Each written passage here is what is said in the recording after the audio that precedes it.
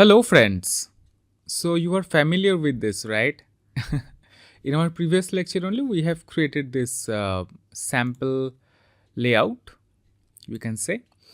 Here I'm going to share with you one really important thing. The thing is, whenever you are creating a website, you need to include two meta tags.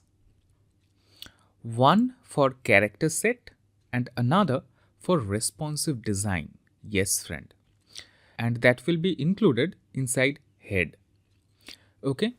So say for example, here, let's write here meta char set. It's the character set and it will be UTF-8.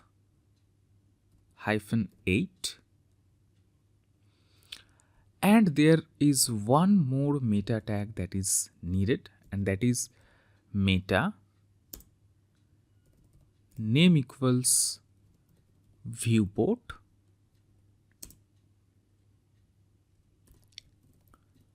content equals width equals device width, not width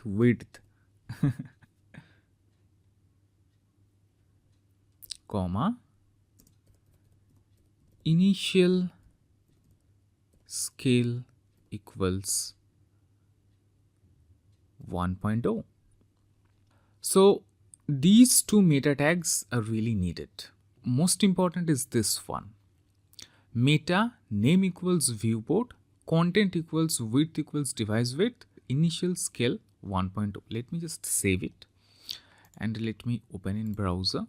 Nothing got changed, right? Okay, I'm going to tell you why it is important. Now this meta tag of setting the viewport, it gives browser instructions on how to control the page dimension and scaling. Yes, friend. Now here we have two parts. One is width equals device width and initial scale equals 1.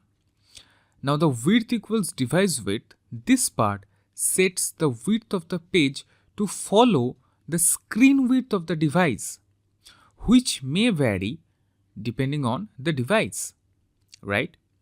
And this initial scale 1.0, this part, it sets the initial zoom level when the page is first loaded by the browser. So when the page is first loaded by the browser, say for example you are opening say google.com or any website on your tablet, it will measure the width of the device and by that it will set the initial zoom level. Okay. And this one also, this part sets the width of the page to follow the screen width of the device. Okay. So what this means is, whenever you are opening a website on a tablet or on desktop or a laptop, first it will measure the width of the device which you are using and then it will set the width of the web page to that. Okay. I guess now you are clear. So this is the important thing which I wanted to share with you. That's why I have dedicated a lecture on it. That's it. Because I personally think it is really important and many people just skip this. Okay. So that's why don't skip it, include it. That's it. Okay. So that's it. See you in our next lecture where we will take a look at Bootstrap grid system. Yes, friend. Till then, have fun. Take care.